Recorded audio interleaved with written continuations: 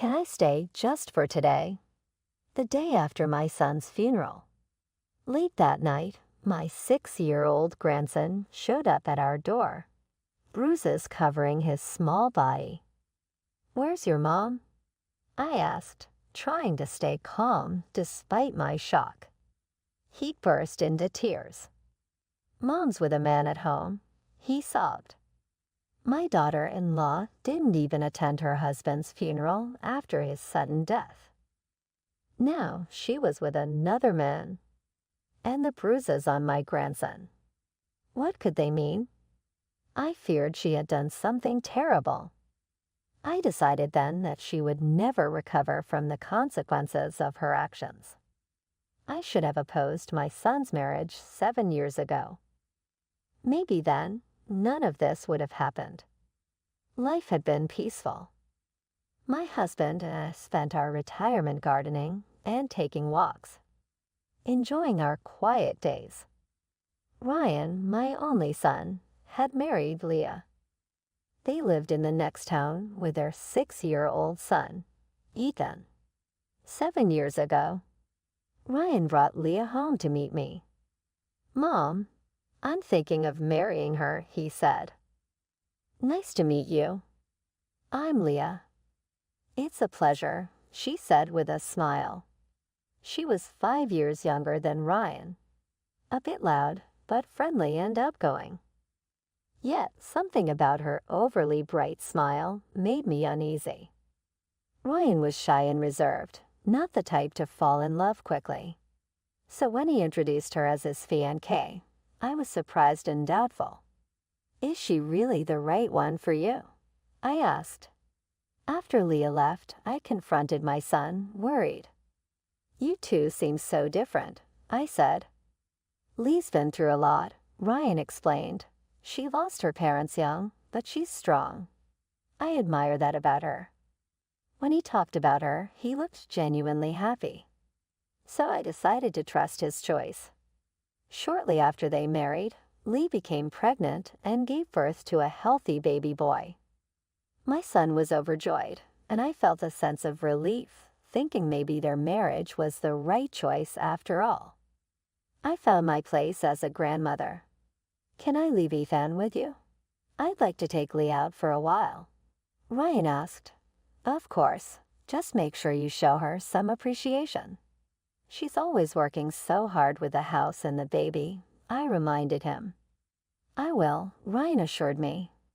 They would often leave Ethan with us while they went out together. Their relationship seemed solid, and I enjoyed every moment with my sweet grandson Ethan.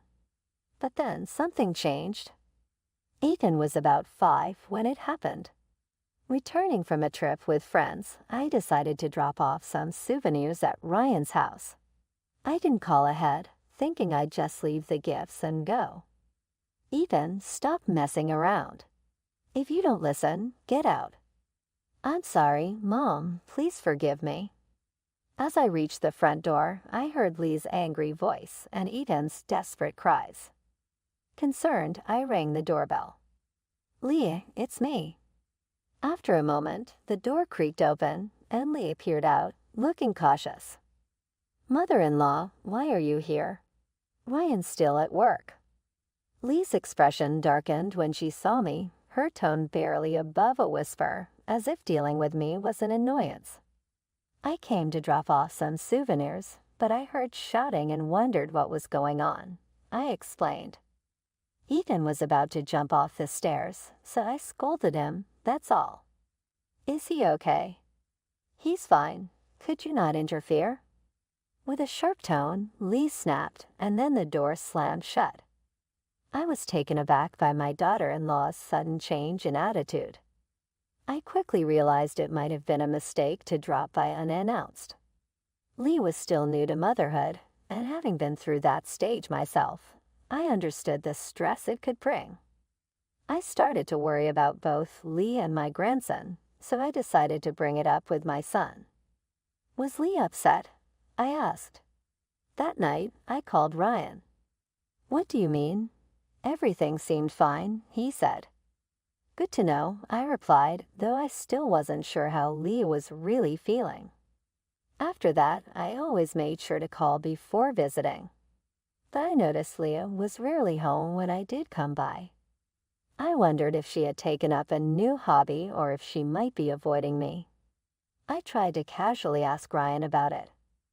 No, she's just not around much on her days off, so I take care of Ethan more, he said. He didn't seem concerned about her absence and actually enjoyed the time with Ethan, so I decided not to press the issue. A year went by and Ethan turned 6.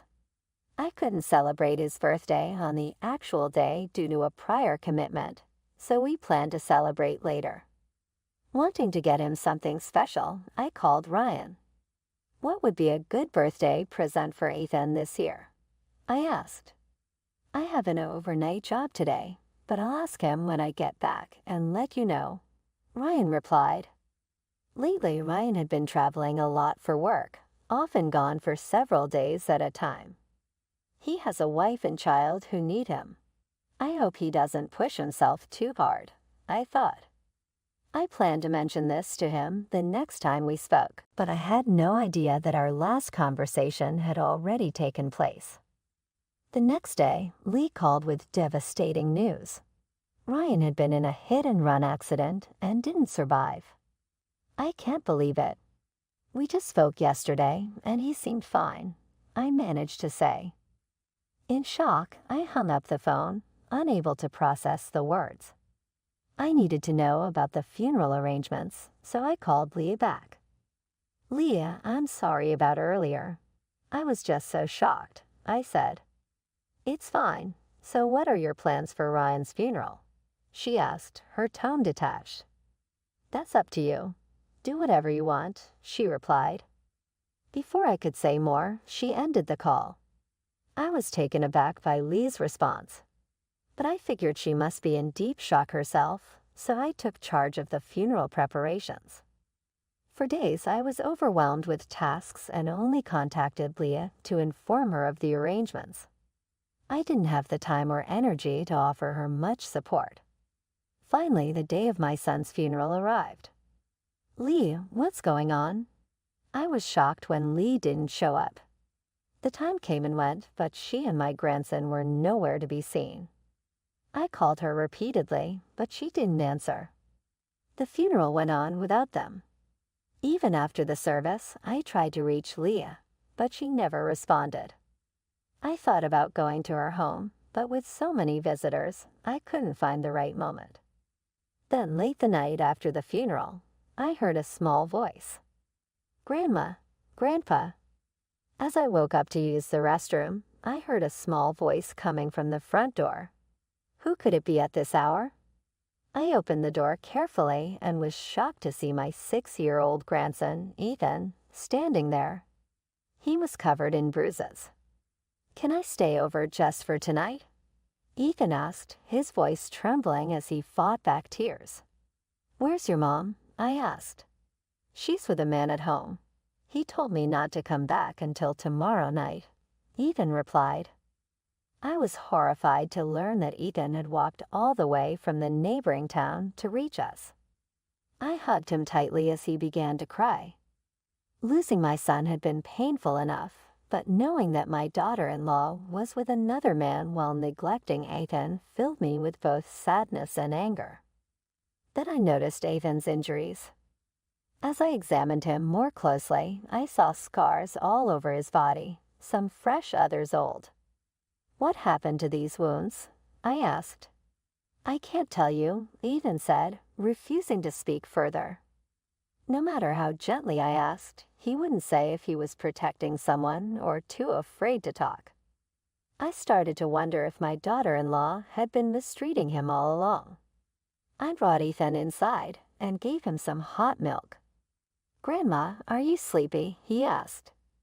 No, it's something else, I replied. If Dad's in heaven, do we get lots of money? Ethan suddenly asked. What? Who told you that? I was stunned. A 6-year-old shouldn't be thinking about things like that. Some adult, must have put the idea in his head. Mom was talking to a man, Ethan added. That's when suspicions started to creep in. The police were still investigating the hit and run that killed my son, and they hadn't found the driver yet. But hearing what Ethan said, and knowing how Leah had been acting, I couldn't shake the feeling that she might be involved. I couldn't just sit there. I woke my husband, who was asleep upstairs, and told him everything. I asked him to put Ethan to bed, while I decided to check out Lee's house, where she was likely spending time with another man. When I got there, I noticed a car I didn't recognize parked outside. Lee doesn't have a driver's license, so it had to belong to her lover. Could this be connected? I wondered. I wrote down the license plate number and checked the car for any signs of damage. I found a dent on the front, as if it had hit something. As I tried to take a picture, despite the late hour, someone approached and started talking to me. From that conversation, I became convinced that the car's owner was involved in Ryan's hit and run. The next morning, I took Ethan to the hospital, and my husband went to a place that would soon become crucial.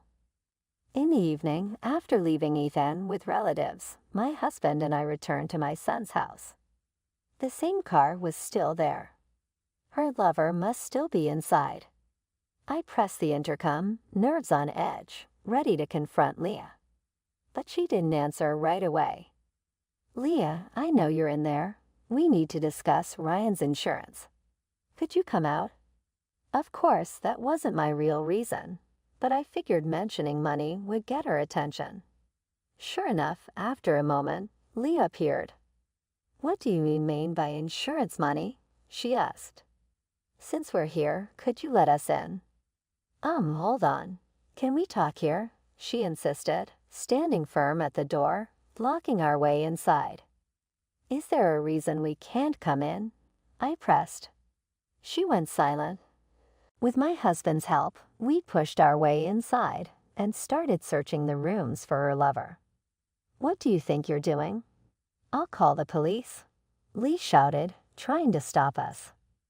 I ignored her and opened the bedroom door, finding a man lying on the bed, the one we were looking for. "Who is this?" I demanded. "It doesn't matter who he is," Lee snapped back. "Did you miss Ryan's funeral because of this man?"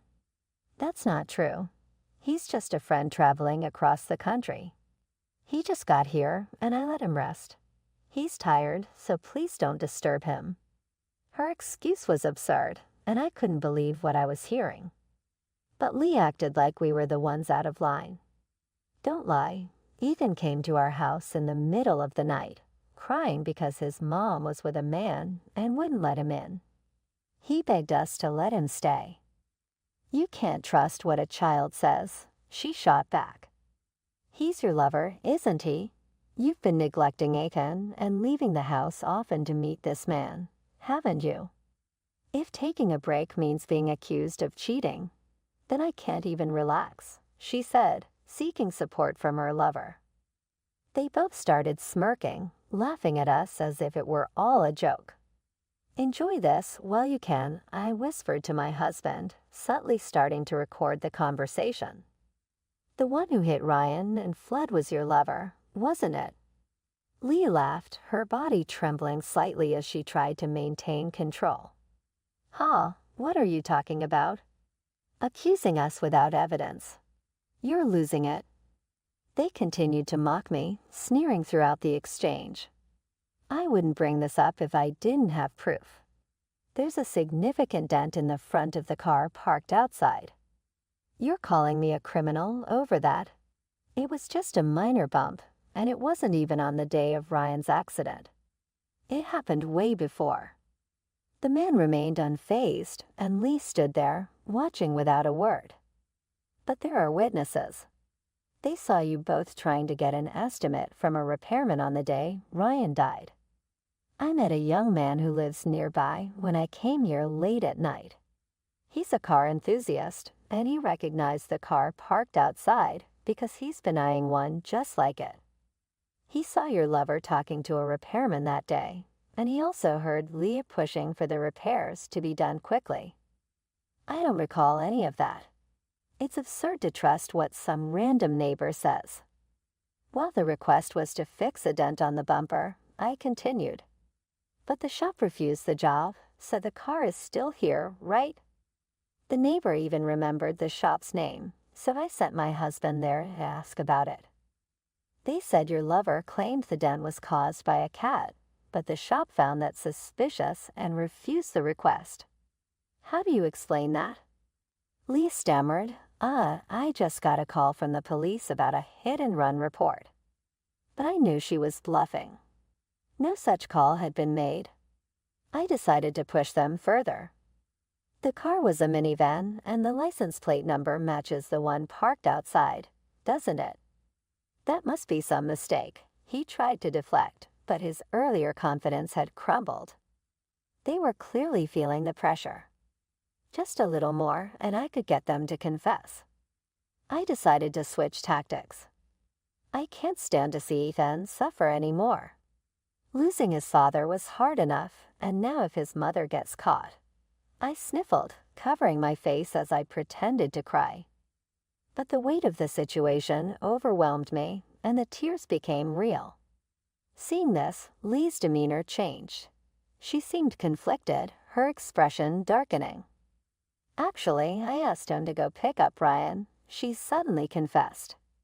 Hey, what are you saying? The man interrupted. It's okay, Lee said, patting his shoulder, trying to calm him. The man seemed to sense something and backed down quickly.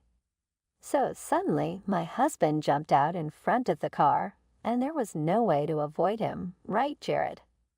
Yeah, that's what happened, her lover reluctantly agreed, looking uncomfortable. But Lee continued without acknowledging his unease. We panicked and ran. The guilt was too much, and we couldn't even face the funeral. Whether this was true or not, I couldn't tell, but Lee showed no sign of remorse. Maybe she thought tears would save her, but I wasn't buying it. Even if that story were true, wouldn't Ryan have been saved if you'd called an ambulance right away? That's why we panicked, she said. Ethan asked if he'd get a lot of money if his daddy went to heaven. Did you get rid of Ryan for insurance money because he was in your way? Lee fell silent as I pressed her with the question. But I had something more urgent to confront her about. Leah, were you not only mistreating Ryan, but also your own child? Ethan was covered in bruises.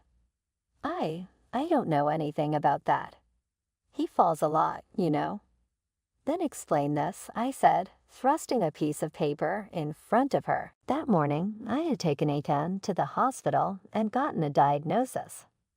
The doctor noted that the bruises were likely caused by strong blows. He also mentioned that the injuries might have been inflicted by an adult male. When I said this, her lover turned away, his face betraying his guilt. It was clear to me now he was the one who had hurt my grandson. Earlier, when Lee claimed that Ethan's injuries were his own doing, I knew she was covering for her lover. I glared at her. Lee, can't you even protect your own child? How could you be so careless? But every time he comes around, Ethan starts crying out of nowhere. It's so irritating, she snapped, finally revealing her true colors. That confirmed what I suspected. Her lover had hurt Ethan, and Leah turned a blind eye. Ethan, you've been strong. Let me handle this now. My grandson had endured seeing his mother with another man while grieving the loss of his father. And Ryan, my son, gone too soon, leaving behind his young child. The thought filled me with a burning anger. You two are going to regret this, I warned. What can an old woman like you do? Lee sneered. The room fell silent, with only the clock ticking in the background. Lee and her lover kept laughing, still feeling secure in their lies. But when I took a deep breath and launched into my final move, the atmosphere shifted. By the way, your name is spreading all over social media. What? Why? Lee's confidence faltered as she grabbed her phone, her fingers shaking as she searched for information. A friend of my son's got suspicious when you skipped the funeral. He reached out to me. I shared what I knew. Later, he got back to me, His wife started digging, and your lover's shady past and debts started coming to light. Others got involved, and now the information is spreading. You had no right to dig into our lives like that. Lee shouted, her anger flaring as she stared at her phone, her eyes suddenly widening in shock. Wait, why are my photos? Later, I got a call from my son's friend, telling me that Lee's photos were spreading online too. He hadn't meant for it to go this far, but someone had posted the pictures. Among the latest ones, there was even a shot of her looking tense near the accident scene. Things were spiraling out of control. It's your fault for running your mouth. What are you going to do to fix this? The internet's powerful, isn't it? But you're the one who did something bad enough to get people talking, aren't you? As I pressed her, sweat poured down her face. I'm going to tell the police everything I know. Once they hear it, the investigation will point straight at you for Ryan's case, and the truth will come out. Please don't do that. She suddenly broke down, her mascara smearing as she cried. Her lover kept apologizing too. I won't forgive you, no matter what you do now. Then they exchanged glances, and Lee nodded. Then we'll shut you up right here and now. To my shock, both of them lunged at my husband and me. But just then, the doorbell rang, and we heard someone shout, "Police!" Huh? Why? It turned out someone had reported seeing a car believed to be involved in Ryan's hit and run just before it entered the house. Help us, please, I shouted. Taking advantage of their confusion, my husband and I rushed to the door and were protected by the officers. Afterward, I explained everything to the investigators, and my husband played the recordings he'd made. The police quickly detained both of them. This is all a mistake. I didn't do anything wrong. Lee cried. Despite their protests, Lee and her lover were taken away.